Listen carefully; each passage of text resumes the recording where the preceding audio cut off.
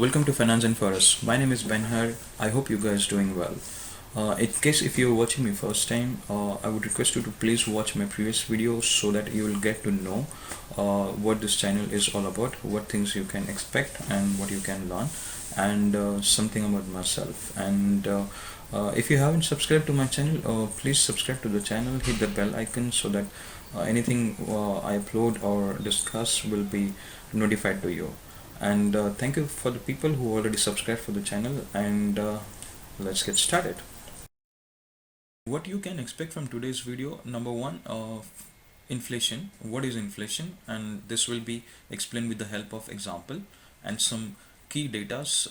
How was the inflation in 2015 and how it will be in 2025 and within Germany. And number two is something like time horizons, like when we plan. Of course, we should know how long we should plan this investing. So some key points about recognizing the time horizon, and we also have to know what kind of investors we would be in future. So some kind of different so it will help you to recognize what kind of investors you will be, and something about the categories of investors as well as categories of risk tolerance. And it will be like some, with the help of example and with the help of data, I will try to explain you on this video today. So what is inflation? Inflation in our day-to-day life, we might have heard a lot of times: inflation is going up, inflation is going down, inflation is this, inflation is that. In order to understand and in order to make this simple, it is the term which is used to measure the price increase or decrease. So in fact, like when I say this, it is like anything increase in the price of a goods and services, that is inflation. So just for example, with this statement, I would like to share an example. Assume as of today you have say €2, and as of today you have a €2 and you have a desire to buy some chocolate from supermarket at any supermarket and of XYZ company. You went to the supermarket and you bought that XYZ chocolate, and that cost you €1. So we'll talk about later about this extra €1. So keeping the same things keeping all things same, you went to the same supermarket with €1. You bought the chocolate for the next year, but this time the cost was increased. Say for example, €1.5. For the next third year, you went, and that time it cost you say €1.10. And for the next time when you go for the next year, it increases by €1.15. So if we understand with this example, inflation is nothing or the rate at which the cost of your chocolate is increasing, so the rate at which your service is getting increased. So that's how inflation is work, or that's how the inflation is. And how does it impact? Of course, it impacts our the value of money as well as the purchasing power of ourselves. So the value of the money over the period of time, it gets decreased due to the XYZ reasons, and one more reason is inflation. So think from that point of view. So today's value, your €1's value won't be the same over coming years. So yeah, that's what the inflation is. This term inflation is clear, and in case if you still have a doubt, any questions, please write a comment. I also have some data and would like to share with you guys the process or the way how inflation was in 2015, and the way and how was in 2020, and some projections up to 2025. So let's have a look so that it will help us to understand the importance of investments, the impact of inflation. So let's have a look, and I would like to share some data from one of the source. Let's have a look. I have got this. In case this data is taken from source imf.org. It's the latest one, which is like October 2020. And yeah, let's see how inflation rates are from 2015 to 2025. from the starting from 2015, it was 0.67%, and if we see, it was 0.5 in 2020, and the projections for 2021 will be 1.08%. And if we see, and if we look at the figures, they are increasing year after year, and by 2025 it will be 1.97%. And having said this data, these are all projections. It could be increased, it could be decreased, but as of October 2020, the IMF organizations are projecting the inflation rate, it could be 1.97%. What do we understand from this data? So in our same example, the cost of chocolate will be 1.97 by 2025, 1.97 euros by 2025. So what does this mean?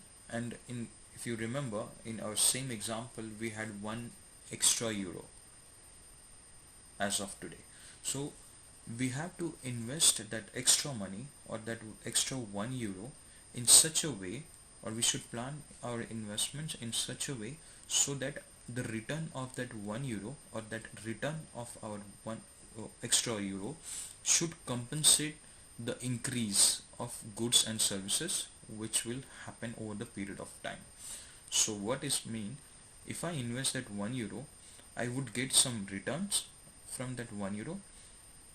It could be any number, depends on various things. So I'm assuming it would give us the return of 0.97%.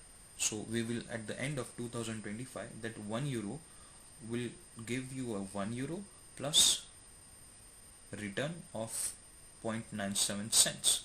So if I go into supermarket in same 2025, now I'll still have 1 euro from my pocket and 0.97 cents from my investments. So that's how I can adjust myself, or my earnings, or my savings, with increasing cost of goods and services. So I hope this data helped you. I hope the example would have helped you. And in case if you have any question, please write the comment, and I'm happy to clarify it. So let's start, or let's look for the next point. The next point, number two, I would like to talk about like duration of your investments. So when we plan, or when we start thinking about investments, we also have to think about from the perspective of the durations, or the say time, that time horizon. Time horizon is nothing, a durations for your investment expectations. Suppose like you wanted to invest that extra 1 euro in our example, or that extra amount which you were planning to invest. So you have to think whether that extra money is not required for short term, or medium term, or for long term. So with this, what do I mean? Anything which is within 0 to 1 year, it falls under your short term. Anything which is from 1 year to 5 years, it falls under medium term, and beyond 5 years, it considered as a long-term investment. So it is important to understand the duration, which accordingly we can plan, we can be consistent. It shouldn't happen that you plan for 1 year or 5 years, and it is difficult to be consistent to invest your certain amount. So before investing any money, we should plan what are our goals, as well as for what terms the duration will be for this investment. So short term, or medium term, or long term. So yeah, that's how the second point looks after, or this will help us to understand how we should plan our investments, and how we should consistent with our investment planning. So in case if someone who is watching, and in case if you are already investors, do let me know what is the duration which suits you. And I'm recently doing one survey as well. I'll share the link in the description. just looking for some inputs from the students. And if you are watching me and if you are students, do let me know which duration or which horizon is suitable for the students. So coming to the next point, number three, I would like to talk about like risk tolerance. Risk tolerance is nothing. It is just like knowing us that what risk is I should hold in this investment journey. So will it does can I hold as a aggressive risk tolerance? When I say aggressive, I'm likely to lose my whole investments. I'm likely to take as much as risk. And when we talk about like returns, the returns are in sync, or in it's depends on how much risk you are willing to. So aggressive is nothing but you are more willing to take much risk so that to get the higher returns. Second point, conservative approach. Conservative approach is nothing, it is as simple as like that's we wanted to have some returns but without having a much losses. That is conservative. So anything which is neutral, like okay, up to certain limit I can still have my losses, I can still bear my losses, that is your neutral risk. Suppose for in our example, if you remember in our example we have €1. So in that €1 I'm willing to lose my 20 cents. So that is something like neutral. And in case if I'm willing to lose only 5 cents or 10 cents, that is a conservative approach. So there are three types of approaches, or you can say that it is risk tolerance, or we can understand with this definition or with this theory that we should understand the risk tolerance of ourselves. So why it is important? Of course it is important. I'm willing to take as much. This will help us to plan our returns as well. So accordingly we can go for planning. And suppose someone has high risk appetite, they are like aggressive. Suppose for people like me, I'm a bit conservative, so I wouldn't like to have I wouldn't like to lose my whole investments, so I'm conservative. So that's how we have to segregate before we start investing, which suits us, which kind of investors we would be. So and with this three pointers, I would like to share some example. I think myself is a conservative investors, and I would like to invest more into ETFs, mutual funds, and something like that. With this, I would like to share one ETF, exchange traded funds example. We'll just go through the how it performed, and what returns was it gave historically, year on year basis, month on month basis. So stay tuned, I'll share this analysis further. So I wanted to share my analysis from ETF, exchange traded fund, one of, and let me tell you, exchange traded funds are considered or said as a safest mode or safest form of investments. For example, I'm taking iShares Core MSCI World, and this analysis or this data has been taken from justetf.com. In case if you have a time, you can just cross check, or you can try if you know any other ETF which has given really good uh, returns. So you just let me know in the comment box, as well as so that either whoever watch, they would be knowing more about those ETFs or that data. So let's have an example. Uh, so I want to present this for the 3 years, and if you see, it's a market value. The graph, this graph is for market value, and it is, if you say, any mid of January or to May, it has dropped down to 40, and but now it is getting recovered, and month on month basis, it is increased up to 60 euros, 60 euros. So this is a market value and not the this is the market value and not the return. For return or the performance, let's have a look. If you see on an average for 1 year, it has given around 4.25%, and if you see in 2017, it gave 7.61%, and so on, so forth. And if you see, that's really amazing number. For 3 years, it has almost gave on an average return of 38.65%.